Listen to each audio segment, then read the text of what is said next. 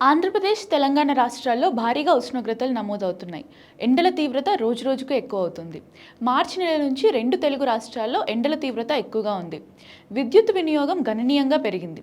ఈ ఏడాది ఎండల తీవ్రత ఎక్కువగా ఉంటుందని వాతావరణ శాఖ అధికారులు ముందుగానే అంచనా వేసినట్లుగానే ఉష్ణోగ్రతలు కూడా నమోదవుతున్నాయి.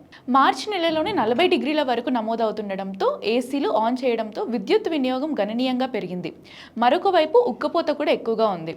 అయితే నైరుతి బంగాళాఖాతంలో ఏర్పడిన ఉపరితల ఆవర్తనం ద్రోణి ప్రభావం కారణంగా వానలు పడతాయని వాతావరణ శాఖ వెల్లడించింది. ఆంధ్రప్రదేశ్లోనూ ఎండల తీవ్రత ఎక్కువగా ఉంది. మరొక వైపు వానలు కూడా కురుస్తున్నాయి. పగటివేళ ఎండలు, సాయంత్రానికి వానలు కురుస్తుండటంతో భిన్నమైన వాతావరణం నెలకొంది. ఉక్కపోత, సెగగాలుల తీవ్రతతో ప్రజలు ఇబ్బందులు పడుతున్నారు. మరొక వైపు పిడుగులతో కూడిన వానలు పడతాయని అమరావతి వాతావరణ శాఖ అధికారులు వెల్లడించారు. పగటివేళ 45 డిగ్రీల వరకు ఉష్ణోగ్రతలు నమోదవుతున్నాయని తెలిపారు. కర్నూలు, చిత్తూరు, కడప, అనంతపురం, నంద్యాల, పల్నాడు, గుంటూరు, ప్రకాశం, కృష్ణా జిల్లాల్లో అత్యధిక ఉష్ణోగ్రతలు నమోదవుతున్నాయని వాతావరణ శాఖ అధికారులు తెలిపారు. తెలంగాణలో కూడా భారీ ఉష్ణోగ్రతలు నమోదవుతున్నాయి. అదే సమయంలో కొన్ని చోట్ల వానలు పడే అవకాశం ఉందని హైదరాబాద్ వాతావరణ శాఖ తెలిపింది. ఇక పగటివేళ ఉష్ణోగ్రతలు కూడా పెరిగే అవకాశం ఉందని చెప్పింది.